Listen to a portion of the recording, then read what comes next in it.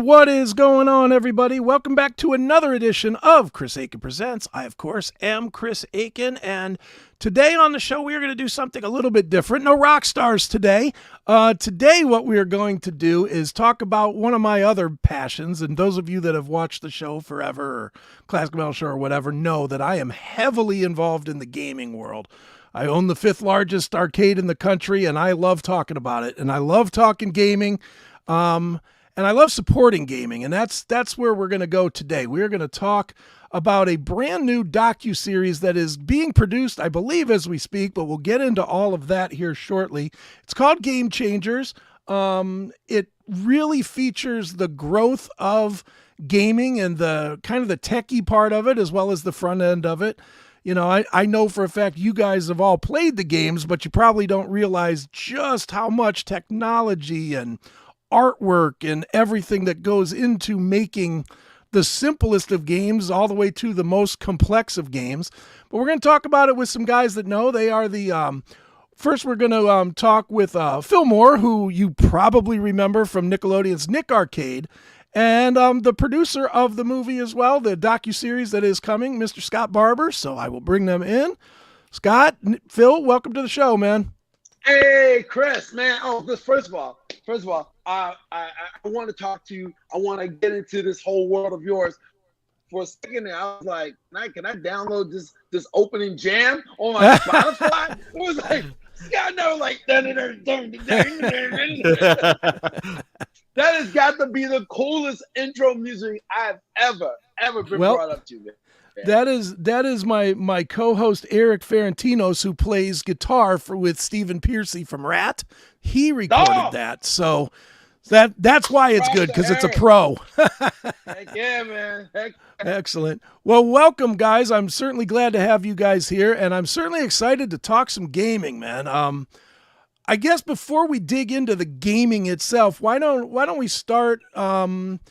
Maybe each of you give a little bit of background on yourselves and what led you to where we are today talking about Game Changers. All right, I'll go first because I think it's a perfect segue into Scott. Hi. I feel like I'm in an AA meeting. Hi, I'm Phil. And you go, hi, Phil. Are you a gameaholic? I am a gameaholic. I'm Phil Moore. And as you said, back in the 90s, I hosted this really revolutionary game show called Nick Arcade. It was an actual privilege and honor to be doing it. I mean, video gaming was in its infancy. And then all of a sudden, somebody back then took this infant and like taught it how to walk and run in a way that it never done before. And that we really are now just really catching up to with things like Oculus. We were doing it back with sticks and duct tape. We freaking MacGyvered, virtual reality. But aside from that, having hosted that show and a few other things, the other thing I do still sort of in gaming, for a while, I was actually a producer over at G4. Original G4 back in the day. I did X-Play and a little bit of stuff on Attack of the Show back in the day. So that was really cool to like get back to my roots, And now, even though it's not video games, I make a really nice living as a game show producer for plenty of game shows you've seen on television and in streaming. So whether it's video gaming or just, people just answering, buzzing in to try to win, I'm gaming is ending. So, and I had the opportunity to work with Scott. He had done this this docuseries called The Orange Years. Tremendous success with that. At the time, I was just one of a group of the cavalcade of Nickelodeon people that he talked with. But a few years after the success of I get a phone call from him, and this is the segue. Enter Scott Barber. Yeah, I directed this documentary called The Orange Years. It's not the one where everything goes bad and off the rails. I get like messages and calls every day, or not every day, but at least a couple times a month. Saw your docuseries, man. That's crazy stuff. But this is before that, when Geraldine Laybourne was in charge, and it was like the fun, good years. And so I got to interview Phil on that. I loved Nick Arcade as a kid, as everyone did. It was it was so awesome. And so I got to interview him. And then after that, when I started thinking of, which, by the way, I directed a documentary called This Is Guar in between these two that I bet some of your fans would like. But absolutely, when I was kind of thinking of what could be a cool series, I thought about retro video games, kind of like the movies that made us, but with games, a different game every episode. So I was like, the only way I'd really want to do it, wouldn't it be awesome if I could make a retro video game docuseries with Phil Moore?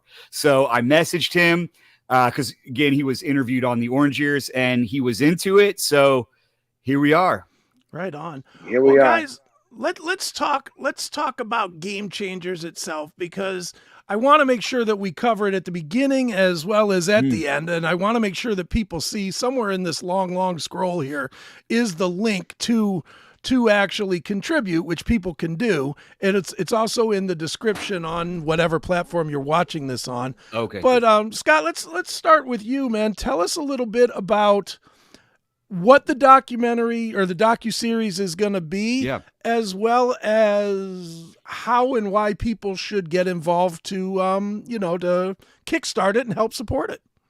Yeah, it's a docuseries where every episode we focus on a different game that changed the game. It has to be revolutionary in some way. So it's really a lot of retro classic games going all the way from the early 80s to the late 90s. So that's kind of what we're focusing on the first season. So rather than having it be kind of about the timeline of games, we're giving each game a full episode. Okay. So, we're doing stuff like Tomb Raider, Mortal Kombat, Dragon's Lair, Myst, Punch Out, just any game that kind of was like the first to bring about a new technology or new hardware or something like that. Okay.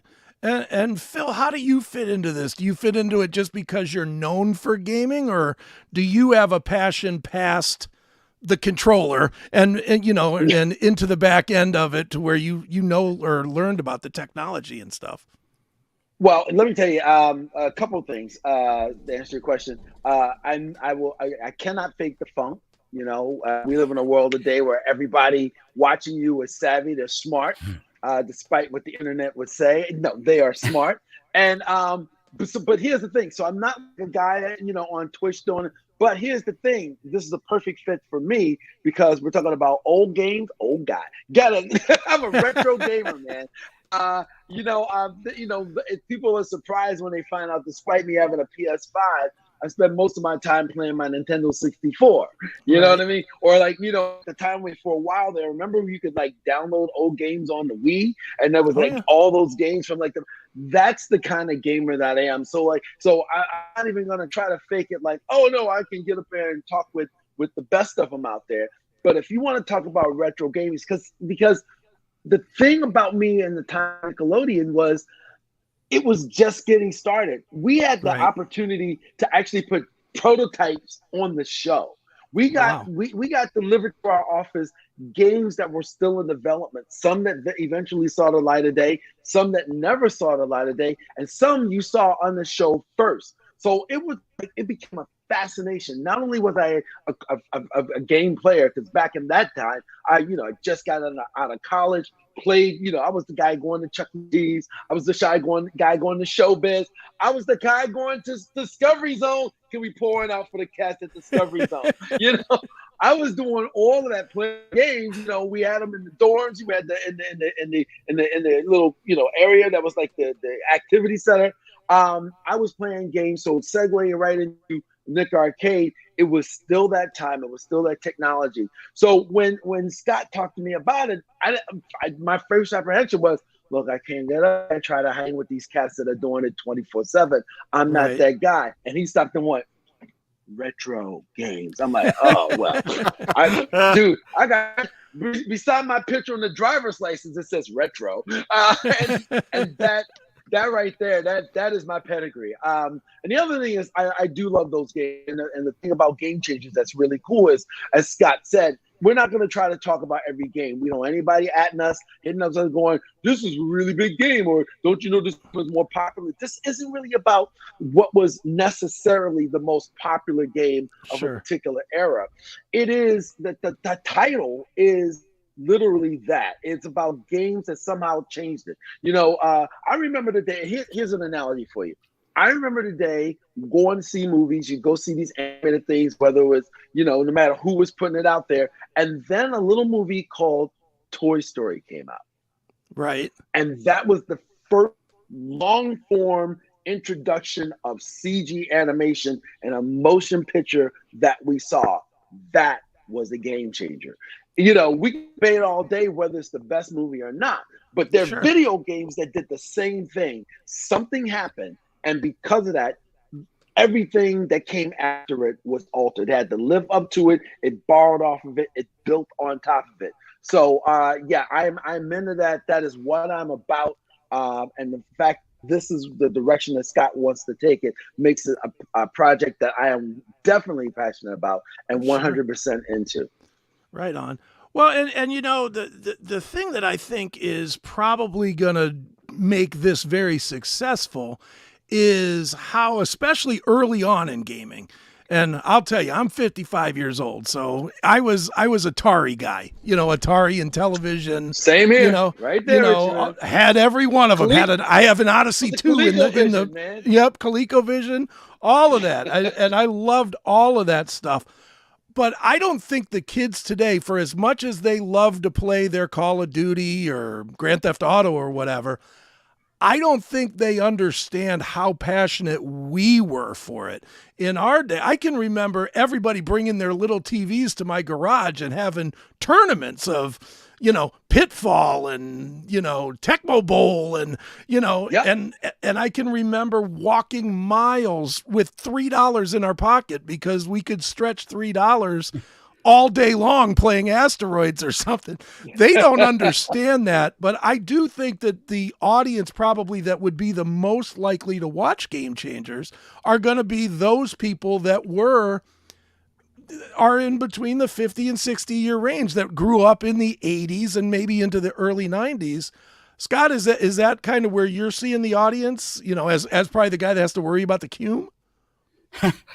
Yeah, you know, I think there's a lot of people kind of where I am, where I had the Atari. I was a little kid, but my brother had it. So I remember that. I remember going to arcades. I went to Showbiz Pizza all the time and loved it. But then kind of where we end is kind of Tomb Raider, that era. Mm-hmm. So I liked all of those games. And I think there's a lot of people that these are the games maybe when you were a little kid, and these are the games when you were kind of becoming an adult. And so then people that like Tomb Raider, that they were a little kid when it came out, I think will like it. So I think it definitely is similar to that. I think maybe a little bit, it could go a little bit younger too, but I definitely think, yeah, like mid 50s and stuff like that. I think we've got 2 arcade games in there. You know, we got Centipede and Dragon's Lair. Okay. And that's really something Phil says in our Kickstarter is there's something for everyone. We wanted to make sure we had a PC game, at least one arcade game, at least one game that was on, you know, a couple of different consoles. We didn't want them to all be Nintendo. So we made sure there was some Sega, some Nintendo, and, you know, PC, all that stuff. So. Right on. And you know what also I did. Go ahead, Phil. I'm sorry, but the other thing, just if I could just piggyback on that, is, you know, a lot of games now, a lot of players that are younger than the 3 of us are learning about these retro games. Because I've bought packs, I've bought discs, and it's got the newer version, and then it's got like the 4 that preceded it, you know. Mm-hmm. And so and they're not looking at it going, oh wow, look at the graphics. They're looking at it and go, oh wow, like this is where this came from. And the other thing too, it's a different way of playing. Okay, I'm gonna get thrown in the bus for this, but I'm gonna say it. Okay, I'm gonna say it. I love the fact that I used to be able to go and spend $25 on a game and play it like all through college. Oh yeah. As opposed to spending $65 on a game and be done with it in 4 hours. Mm-hmm. It was a different level of like gameplay. It's a different level of commitment. What was different? I mean, the games now look better. They have the cutscenes in it and stuff, but there was a different way of playing. And it's something about if you're a real gamer and you get those packets where it's got like, you know, the Grand Theft Auto all the way up to Grand Theft Auto 6, and you're up there playing it like that, and you've seen where it came from. There's a lot of people that have gotten a glimpse of that. They gotten a taste of it, and they're into it, and they're a lot younger than us.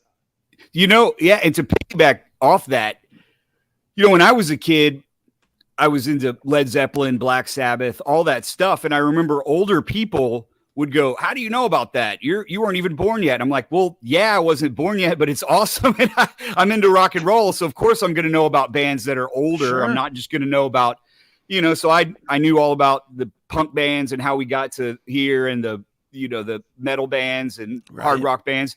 And so I think that that's kind of the way some kids are with video games. A lot of kids are now with video games. Like, I have a little one, and all of their friends, they'll try to tell me like, "Oh, you know how Super Mario Brothers 2 was originally this game, but it was too hard, so they switched it out with Doki Doki Panic." Like, they love learning about it because they still like Mario. So the same way we kind of enjoyed going back in time with music and stuff like that, they like to learn the origin. So I think that's definitely a secondary audience, but I think there will be some younger people that would be into this. Well, the young kid, and I can tell you as somebody that owns a business doing this, you know, when we get kids, it's the most perfect business model in the world, because it plays, we always joke that it plays from 5 to 95, because everybody loves gaming. And I can tell you, I'm always stunned when we're in there and we'll host a birthday party or something, and it'll be like for 15-year-old kids.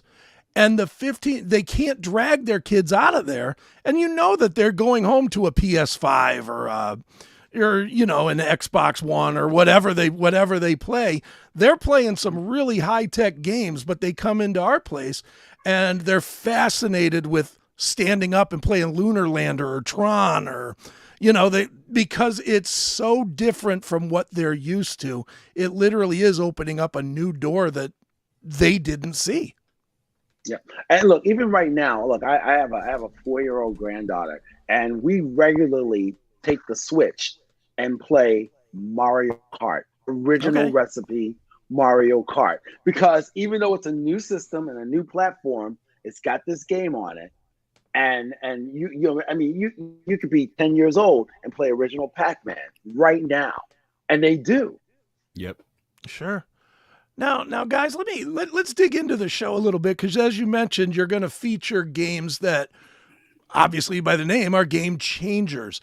What identifies a game as a changer? Is it the technology? Is it the gameplay? Is it single player versus 2-player game? You know, 1-person shooter versus, you know, against somebody else?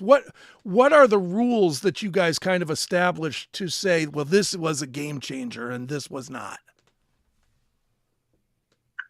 Do you want to go, Phil? Every and everything that you just said. I mean, look, there are some games that we've got in here. Like one of my favorite games that's a favorite of mine of all time is Star Fox.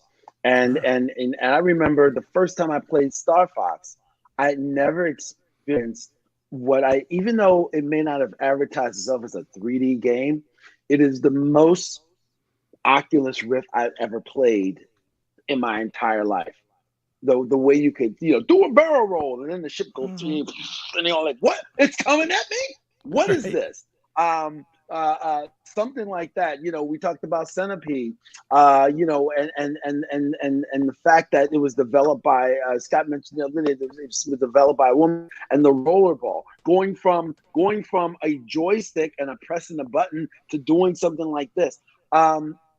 It's a lot of things. Everything you said, whether it's the technology, whether it's how it introduced something new regarding graphics, whether it introduced a new immersive environment, the way the game played. You went from doing a scrolling across to running through an immersive world like a Lara Croft. It's any and everything that you just said.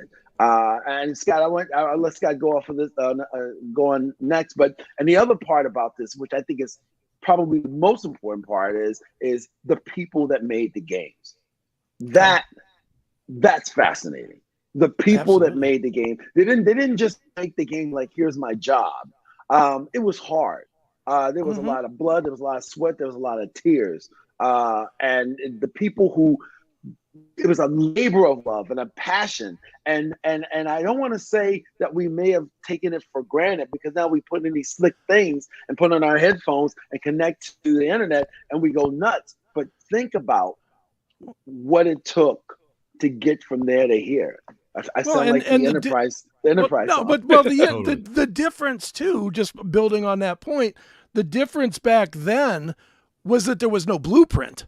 Now, Yeah. sure, you can go and make the greatest Grand Theft Auto game in the world that encounters a whole world of travel and killing and all the stuff that you have, but there's a blueprint to do it.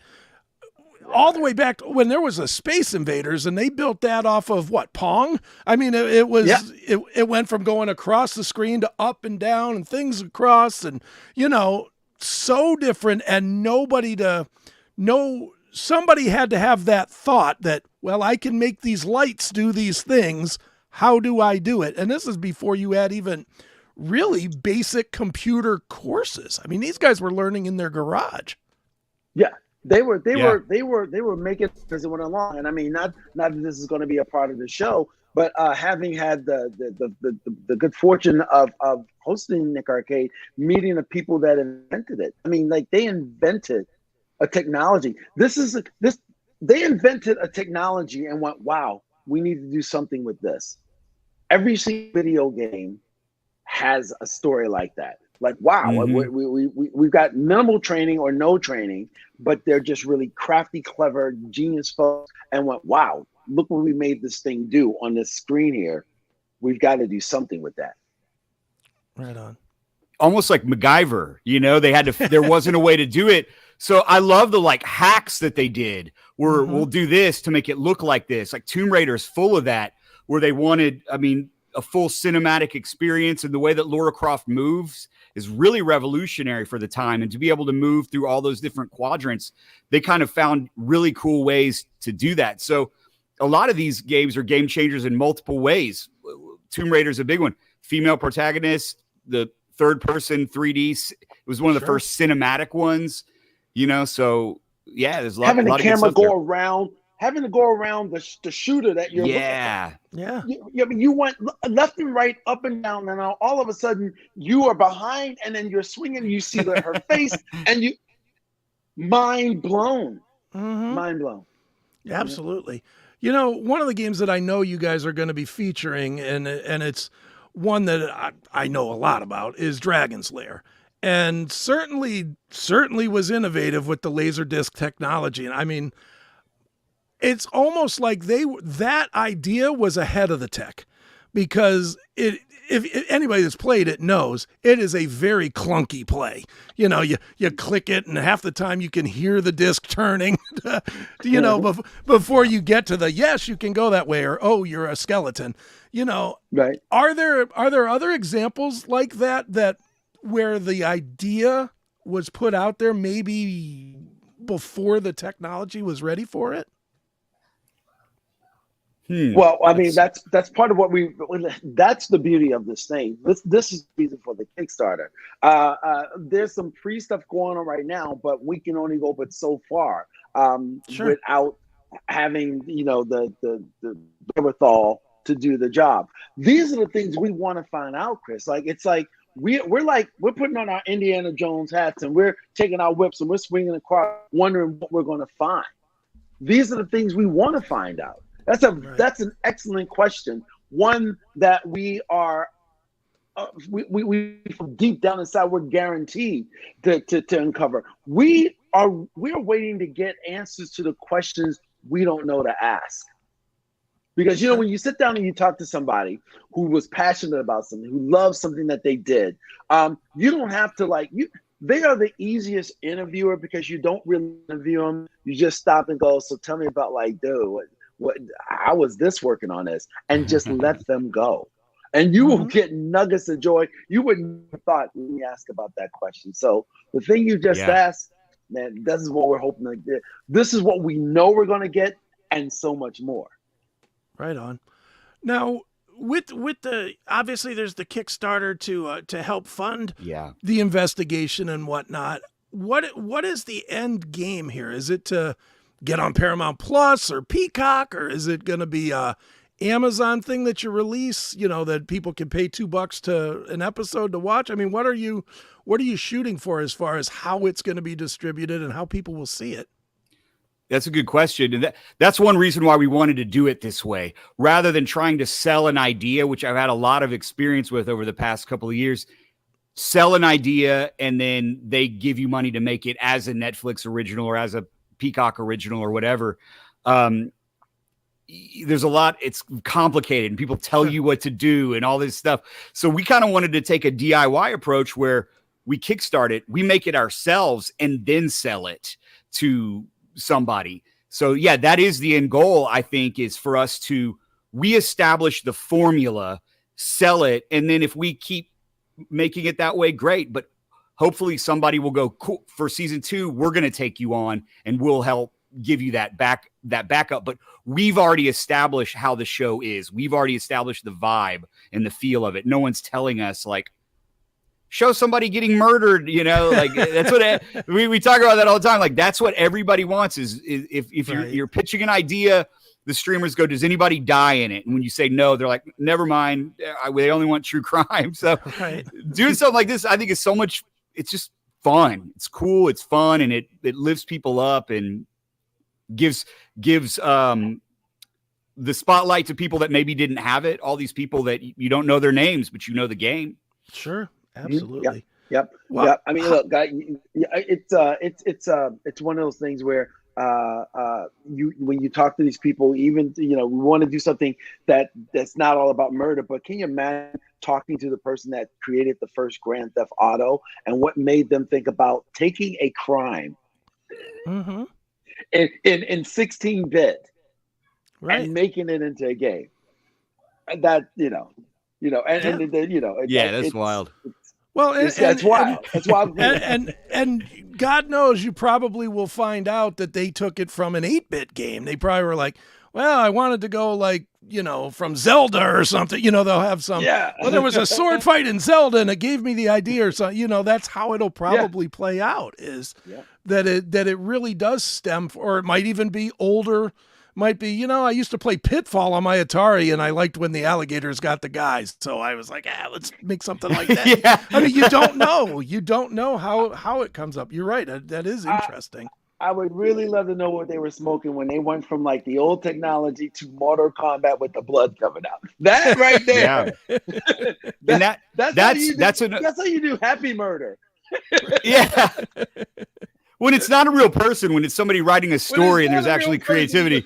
It's so much better. Mortal Kombat, like you're talking about with this stuff, Grand Theft Auto, in addition to Mortal Kombat being a game changer by the fact that it was real people, there was also the whole video game rating thing that happened. It was kind of like the video game version of the PMRC with D. Snyder and Frank Zappa. It's what started that whole thing where we have a rating. The first time that was really discussed.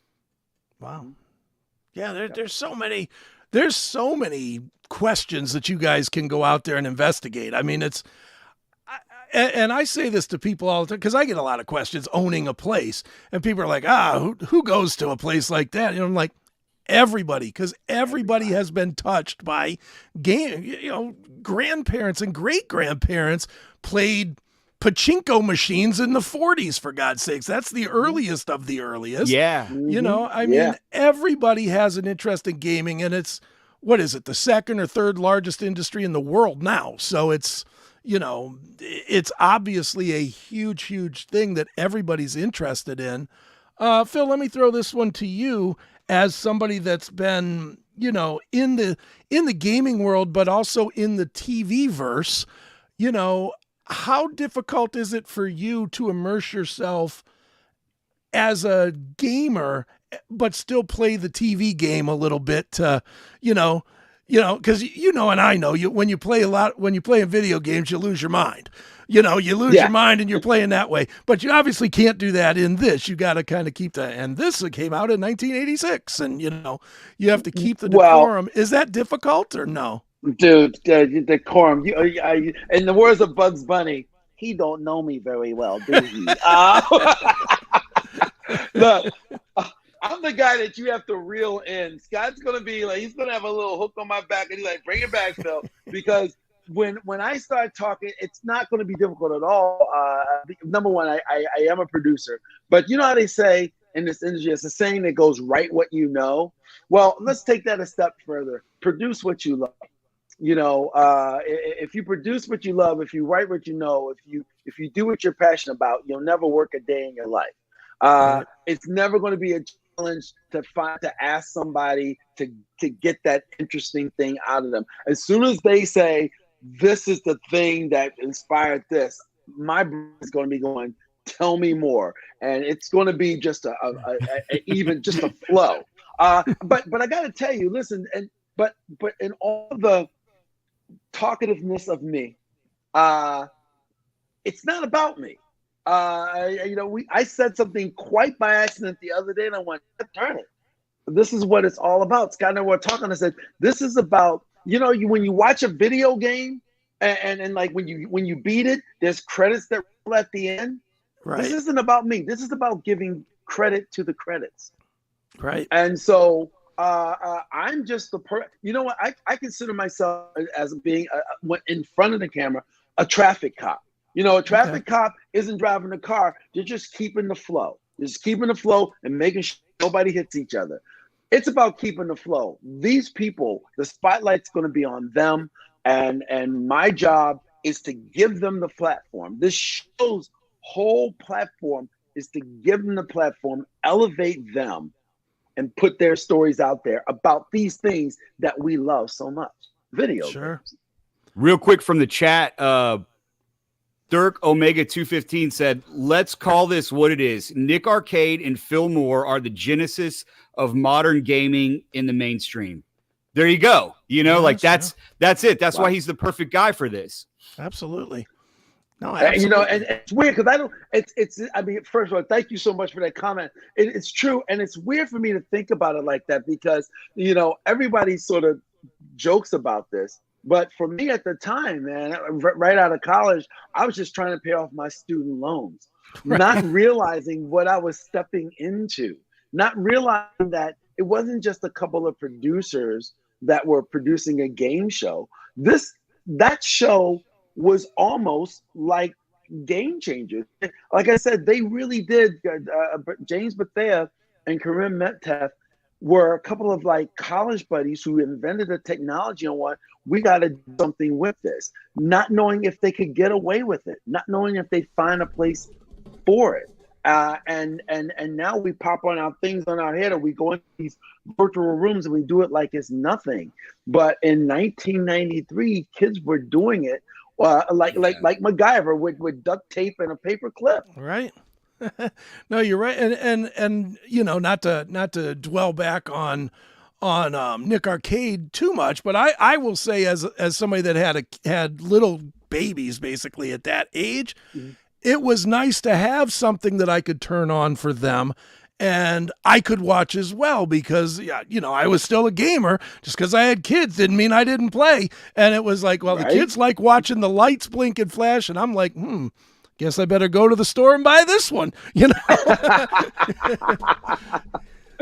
Nice. Well, guys, tell us where the link is obviously in the description on everything, and it's scrolling across the bottom as we speak right now, actually. But tell us where we should go and what people get or what their involvement includes if they donate at X amount of levels. Yeah. Our Instagram is at Game Changers Series. We're on Facebook, Twitter, Instagram. Our Kickstarter, if you just Google Game Changers Kickstarter, if you can't find the link, that's the easiest way to find it. That's whenever I'm on a different computer and I want to check how the Kickstarter is going, just Game Changers Kickstarter, you'll find it. And there's a lot of cool perks all the way down from, $10, $25. You get a digital copy. We're going to have a Blu-ray, which is going to be really cool, of the whole first season. So you can have that physical media. I think that's another thing. People that are into those retro arcades are also into physical media. I am. Yeah. And there's like some signed stuff. And then for $2,500, you can be an associate producer. So you actually get to say that you are a producer. You get an IMDb, you get all of that stuff, and you get to kind of have some input on how we do things. And we are going to have a theatrical screening where we screen the first 3 episodes. Okay. Because we were like, we want to do theatrical, but how do you do that for a show? So we'll do the first 3 episodes, since all 6 would be way too much. And, you get tickets to that. So I think that's a really cool one. And then there is a higher one for executive producer where you get like a ton of stuff. But I think that's a really cool one, because you get to be part of it and you get just something that you can buy DVDs and Blu-rays and shirts and posters. But to get to say, like, I was a producer on a movie, that's not something you get that opportunity to all the time. That is cool. Yeah, absolutely. Now, what's the timeline? When are we expecting it, or are we waiting to finish the Kickstarter and then go from there, or what are we doing? That's really it. I mean, look, we want to have some really cool production value behind it. We're not trying to make it super glossy and slick, but there's obviously I think the biggest thing is going to be the research and the travel. We're going to have to go to where these people are. And it would be really great as we start to talk to them and line up interviews if you can go to the places. I mean, I don't know for everyone, but I know that some people will go, this is what I was working when I sat down and I came up with the idea for the Padow, Right. And we want to be able to go there. And when I say we, I don't mean Pat and I. This thing is obviously going to be shot by somebody. So that means we're going to have to take a camera person. We're going to have to take a sound person, those kind of things are what this Kickstarter is going to help fund and make sure that this is done with the quality that gamers should deserve, what they deserve. Right. We're passionate about making this, obviously, you can tell, but if this Kickstarter is successful, we just get to start that much sooner and we get to do that much better of a job for everybody. We're not going to have to cut corners and say, we couldn't do this game because we couldn't get there, or the legal thing held us up. So that's why we really want this Kickstarter to be successful, because the gaming community is so awesome. If we kept it between us, you got Phil Moore, who's like the guy. And then you've got, our team, we're all really passionate about it. And then the people that funded it are the gamers. And there's no big company, no daddy Warbucks that we have to answer to. It's us. We did this. So that's what we're really hoping that we can do. Right on. How much have we been watching?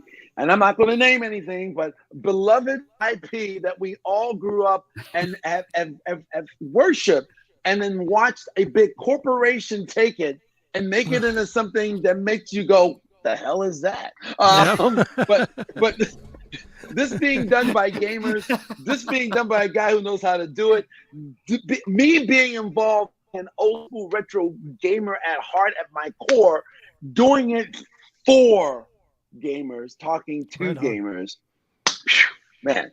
And when do we get started? When we get what we need to get going, and the closer we get, the better it'll be. The sooner we get there, the sooner we get started. That's right. Well, so everybody should, if you're watching this, go over. The link has been scrolling. It's also in the description. It's long. That's why I'm not just giving it out, but it's at Kickstarter.com. You can look up Game Changers. And guys, this has been a lot of fun. One more time, the Game Changers docuseries. It's being crowdfunded, so be part of the crowd and fund it. God damn it, let's get this thing done. Let's by the way, Chris, I listen. I gotta tell you, I'm in the middle of shooting a game show right now. But I'm telling you, somewhere in between me finishing this and Game Changers, I gotta come check out your arcade. That's not only come and check it out, you guys should come and shoot at it. We've got all these games for real. There we go. We've got, if they had a stand up, I mean, we've got 420 machines that are active. So, and then we've got another 1,000 in a warehouse. We've got the games. So by all means, if you guys need a place, we're more than happy. You hear that, Scott? That's real quick. Thinking like a producer, man. Yeah, exactly. Here, and I don't have a big, huge arcade, but speaking of, just to prove I'm not a poser, I do have a Zaxxon arcade right beside me in my office. So whenever I get stressed out, I can come over and play some Zaxxon. Very cool. I'm out of town right now shooting a show. If I would show you my stuff, there's like I said, the biggest thing I play most is the old 64. It's insane. There you go. Absolutely. Well, it's going to be, I can't wait for this thing to get funded. So Thanks. help fund it, everybody, and look for it soon. And guys, when it's funded and when it's done, let's get you guys back on and we'll talk about it when it's, Sure. you know, premiering on Paramount Plus or Netflix or whoever is smart enough to buy it. How's that? Brother, Awesome. you got it. It will be our pleasure. Thank you so much All for right. having us. All right, guys. Thanks so much. And everybody, thanks for watching and appreciate it. And we will see you next time on Chris Akin Presents.